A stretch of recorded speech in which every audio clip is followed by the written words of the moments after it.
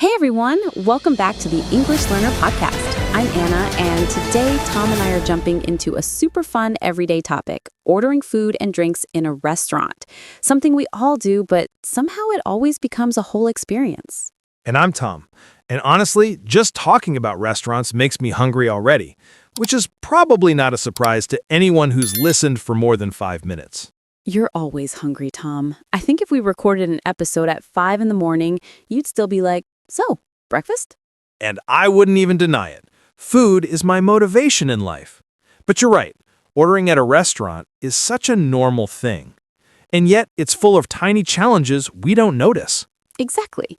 Like sometimes you walk in confident thinking, yeah, I know exactly what I want. And then the waiter hands you the menu and suddenly your brain is empty. Completely blank. Yes! Like, what do I normally eat? Who am I? Why are there so many choices? And the waiter always comes back right when you're the most confused. They always time it perfectly. The moment you're still reading the first line of the menu, they appear like, are you ready to order? And then you panic and say something like, water? Meanwhile, the waiter nods politely like that was a totally normal answer. Ordering drinks is another adventure. I always think I know what I want, but then I see the drink menu and suddenly I'm reconsidering my whole personality. Right? You go from, I'll get a soda, to, maybe I should try this fancy mango sparkling hibiscus drink that I can't even pronounce. And half the time you order it and realize it tastes nothing like mango or hibiscus. It tastes like regret. But you pretend you like it.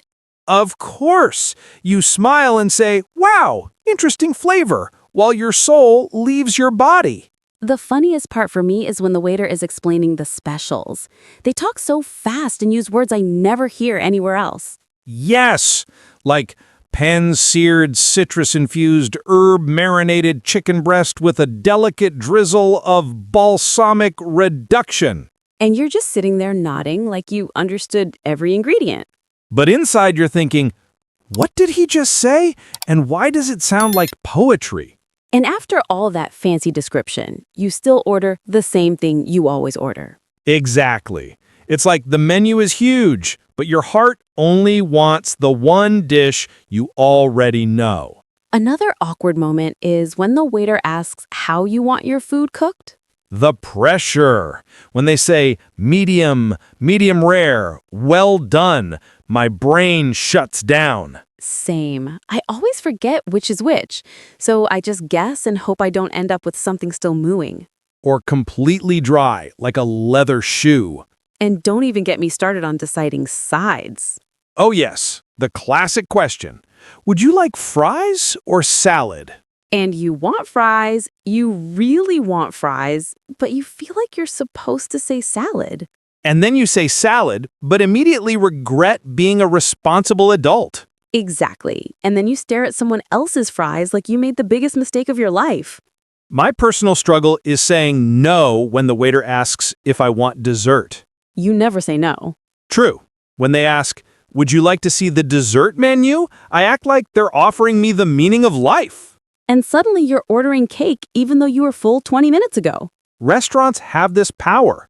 You're full, but somehow dessert still feels necessary. Another universal experience is when the food arrives and everyone gets quiet. Yes, that moment when the table goes silent because everyone is evaluating their order. And secretly comparing it to everyone else's plate. Oh, absolutely. You always check if someone else ordered something that looks better. And you consider stealing a fry. Or two.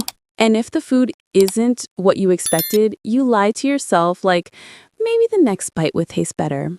But then you see the waiter walking by and you suddenly feel pressure to pretend you're enjoying it. So you smile aggressively at your plate. Another moment I love is when everyone tries to be polite about sharing food. Yes, when someone says, do you want to try some, but they're hoping you say no? And when you do say yes, they act like you destroyed their dreams. Meanwhile, you're trying to take the smallest possible bite so you don't look greedy. But then they offer again because they feel guilty. And now it's a whole cycle of politeness. Ordering drink refills is another experience. The waiter always asks right when you've taken the biggest sip of your life and your mouth is full. So you have to do that awkward nod while swallowing loudly? And they pretend not to notice. And don't forget the silverware situation. Sometimes there's too many forks, knives, or spoons that you don't know which one to use first. Yes. I always end up asking, which fork? And then worry I've offended the chef by choosing the wrong one. And the table condiments? Salt, pepper, sauces, they mysteriously vanish or get sticky, and you spend 2 minutes just trying to open a ketchup packet.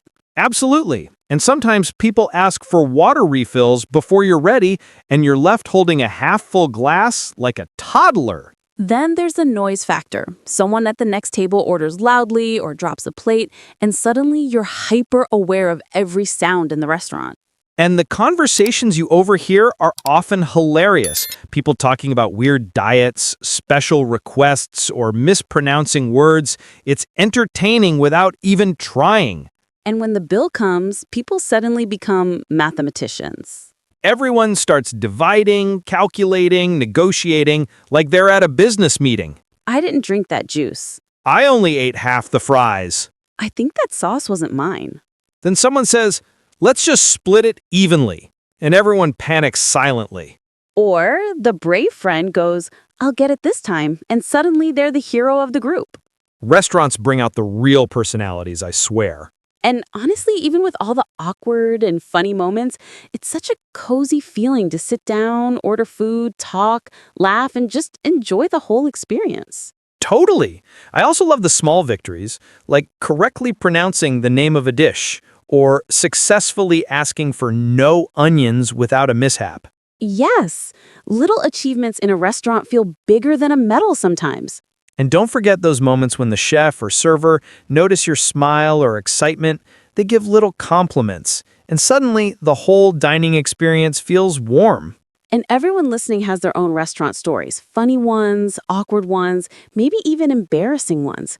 And we'd love to hear those. Seriously, your stories always make us smile. So share them with us because we love reading them and it feels like we're all part of one big English learning family. And if you're enjoying this super long, natural, flowing dialogue with us, your support really helps the show grow. Stick with us, subscribe, share this episode with your friends, and join our little English learning family. You're the reason we can keep creating these long, friendly conversations every day. Thanks for being here with us. And next time you're ordering food in a restaurant, just own it. Be confident. And if you panic, order fries. Always a safe choice. See you in the next episode.